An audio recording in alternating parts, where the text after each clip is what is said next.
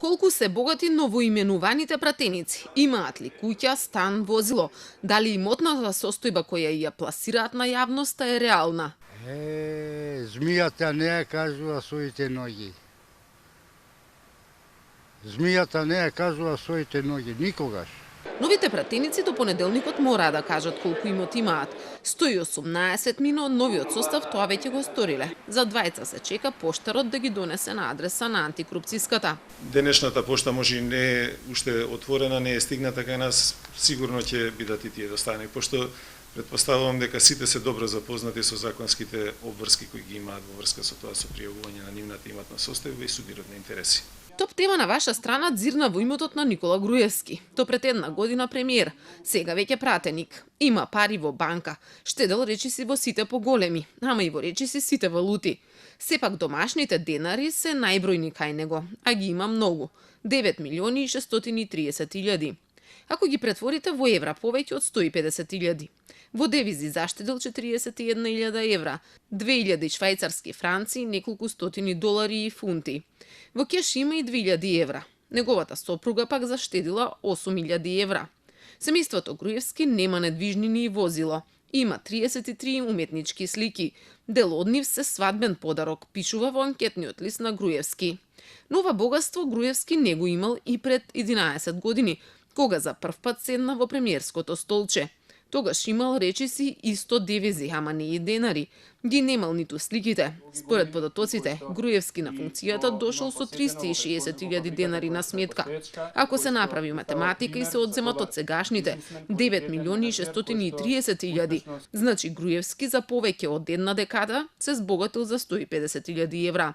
Ако овие пари се поделат со 120 месеци, колку што извршуваше премиерската функција, значи месечно заштедувал по 1250 евра. Со анкетниот лист на неговиот ривал од опозицијата Зоран Заев, весела математика не може да се игра. Бројки таму речиси и да нема. Пари на сметка Заев не пријавил, освен дека има дадено заем од 70.000 евра, а чека да му биде вратен веќе 5 години. Зашто да имаат само неговата ќерка и сопруга, вкупно 35.000 евра. И Заеви немаат ниту куќа, ниту возило. Куќата, станот, земјата, дуќанот и акциите кои ги има во анкетниот лист на Заев се на неговите родители. Но ако пратеничкиот се спореди со неговиот градоначалнички анкетен лист, има разлика, но не во имотот, туку во тоа чие. Ако сега недвижностите се имот на родители стекнати со договор за градба или купопродажба, претходно биле впишани во графата заеднички имот и тоа наследство. Од антикорупцијската не откриваат дали се истражува имотот на некој од актуелните пратеници. Тоа не можем да ви кажам. Имаме доста предмети што тековно се работат и запознати лица из нашата јавност, но детали не би можел да ви кажам од тие предмети. А тоа најверојатно кога би била готова веќе некоја Секако. Секако.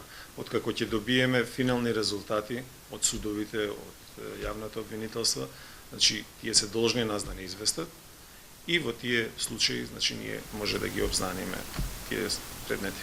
Но новите анкетни листови откриваат и други нелогичности. Таков е примерот со пратеникот Амди Бајрам и неговиот син Елвис Бајрам, кој е градоначалник на Шуто Оризари.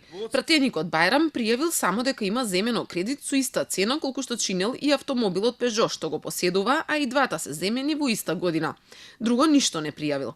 Спротивно од него, неговиот син Елвис Бајрам пријавил дека токму родителите имаат куќа и тоа исто толку вредна колку што и автомобилот Пежо, 1.830.000 денари.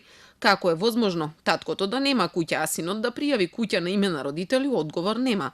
Поранешниот антикорупционер Драган Малиновски смета дека ваквите контрадикторни примери мора да се истражуваат. Антикорупцијска е должна да ја следи имотната состојба на носителите на функциите и при тоа треба да ги на некој начин да дава одговори на сите нелогичности кои се јавуваат дали при незината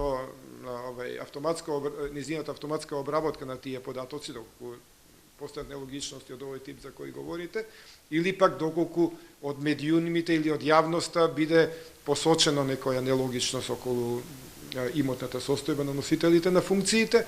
Пратеници на во исто време и министри. По две функции во моментов извршуваат неколкумина актуелни министри, оти се уште нема договор за нова влада. Овој вакуум период, Законот за спречување на корупција не го предвидел, па сега по 2 анкетни листови имаат Елизабета Канчевска-Милеска, Никола Поповски и Никола Тодоров. Таков е случајот и со Емил Димитриев, кој во исто време е и премиер и пратеник. И во законот постои една недореченост, односно ситуација која прв пат се јавува во нашава работа. Немаме претходна пракса. Веројатно тоа понатака ќе треба да се обработи и да се предвиди во Законот за спречување на корупцијата. И бидејќи овие се преодни фази. Од албанскиот блок партии, лидерот на ДУИ Али Ахмети и долгогодишен пратеник има се и куќа, и кола, и земја, и штедна книшка. Го пријавил земјоделското земјиште во Албанија со површина од 700 квадрати, куќата во Зајас од 250 квадрати. Неговата сопруга вози поло од 2010-та. Тој возило нема, ама на сметка има 750.000 денари. Нов, но не помалку богат, кој седна во пратеничкото столче е лидерот на Беса, Билјал Хесами. Неговите родители имаат куќа, земја, Мерцедес, накид, додека негов личен имот се само пари на сметка. Колку не открил, ама открил колку има дадено заем, и тоа лани, 42.000 евра. Законот за спречување на корупција е јасен. Секој кога ќе дојде и кога заминува од функцијата, мора да каже колку имот има, за да се провери дали неконтролирано се збогатил, додека располагал со парите на граѓаните. До сега ниту еден пратеник не бил гонет за нелегално богатење. Средината знае колку се богати, сите знаат. Добро живеат. Народот не живее добро. Дај да преживееме, кој колку зел, тој си знае. Туѓа тежина е негова тежина, не е наша тежина.